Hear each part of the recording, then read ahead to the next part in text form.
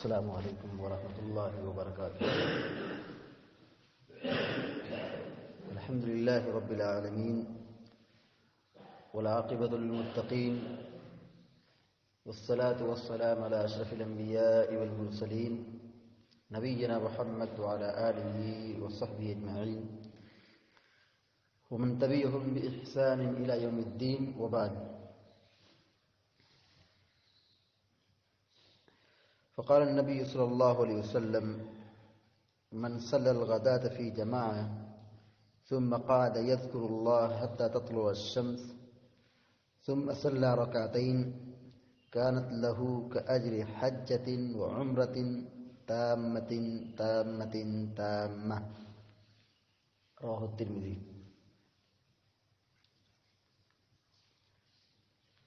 ابھی سنن ترمذی کی ایک بڑی جامع روایت پڑھی گئی ہے۔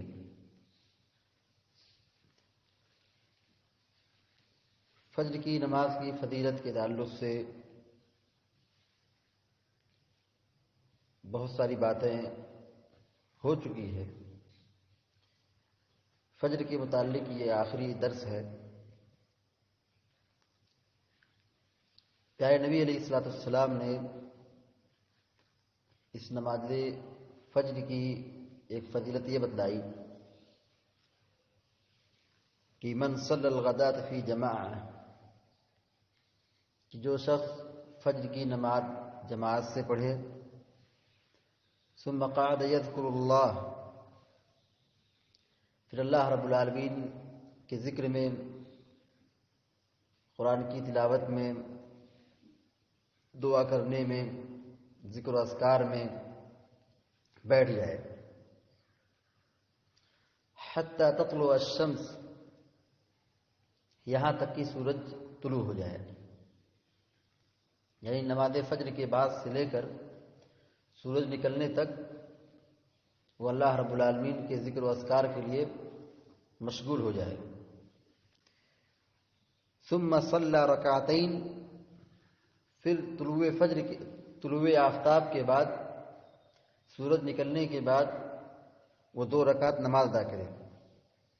کانت لہ کاجر حجۃ وعمرہ، تو یہ 2 رکعت نماز جو سورج نکلنے کے بعد ادا کرے، کانت لہ کاجر حجۃ وعمرۃ تامۃ تامۃ تامہ، اس کو ایک مکمل حج اور عمرے کا ثواب لکھا جاتا ہے۔ اس حدیث میں پیارے نبی علیہ الصلوۃ والسلام نے چاشت کی 2 رکعت کی فضیلت بتلائی ہے، اور یہ چاشت کی 2 رکعت، یہ فضیلت نماز فجر سے متعلق ہے۔ جو فجر کی نماز باجماعت پڑھے اور پھر چاشت کی 2 رکعت ادا کرے، اس کی یہ فضیلت ہے۔ اللہ کے نبی علیہ الصلوۃ والسلام نے یہ واضح لفظوں میں ایک جامع فضیلت یہ بتلائی ہے کہ فجر کی نماز کی پابندی کے ساتھ جو چاشت کی 2 رکعت نماز ادا کرے، اس کو ایک مکمل حج اور ایک مکمل عمرے کا ثواب لکھا جاتا ہے۔ شرط یہ ہے کہ وہ فجر کی نماز باجماعت پڑھنے کے بعد اللہ رب العالمین کے ذکر میں سورج نکلنے تک مشغول رہے، سورج نکلنے تک اللہ رب العالمین کے ذکر میں بیٹھا رہے، اللہ رب العالمین کے کلام کی تلاوت کرے، صبح کے اذکار کی پابندی کرے، دعا کرے، اور جو اس کو مناسب کلمات یاد ہوں، اذکار یاد ہوں، اپنی زبان کو اس سے تر رکھے، تو اس طور پر یہ ایک بڑی فضیلت ہم بآسانی حاصل کر سکتے ہیں۔ حج اور عمرہ کے ثواب کے پانے کا مطلب یہ ہے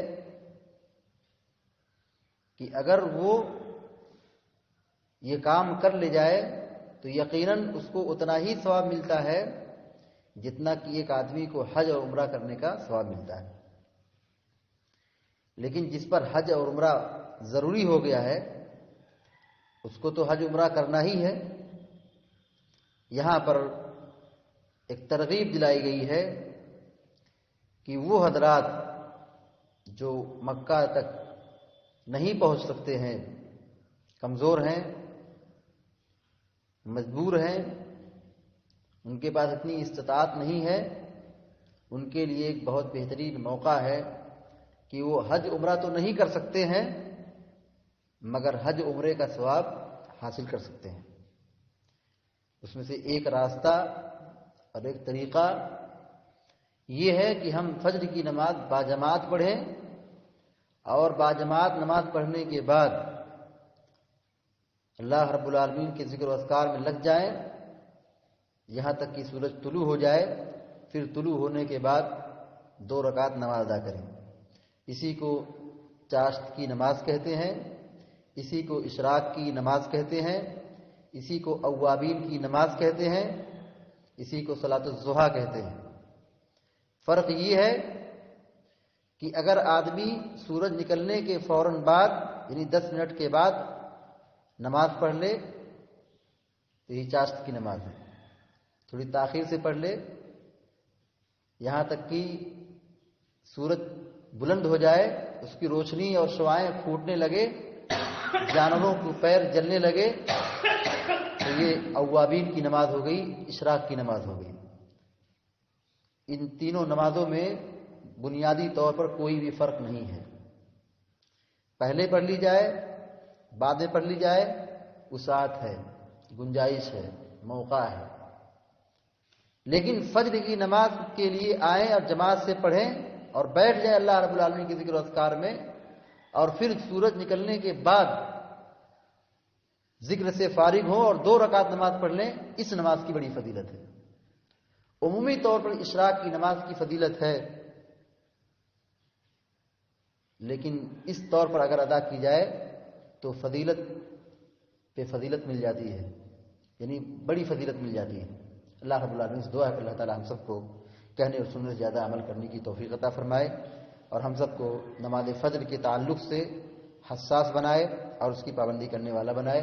آمین یا رب العالمین۔ اقول قولی ھذا واستغفر اللہ لی ولکم ولسائر المسلمین فاستغفروہ انہ هو الغفور الرحیم، وصلی اللہ علی نبینا محمد وعلی آلہ وصحبہ اجمعین۔ والسلام علیکم ورحمۃ اللہ وبرکاتہ۔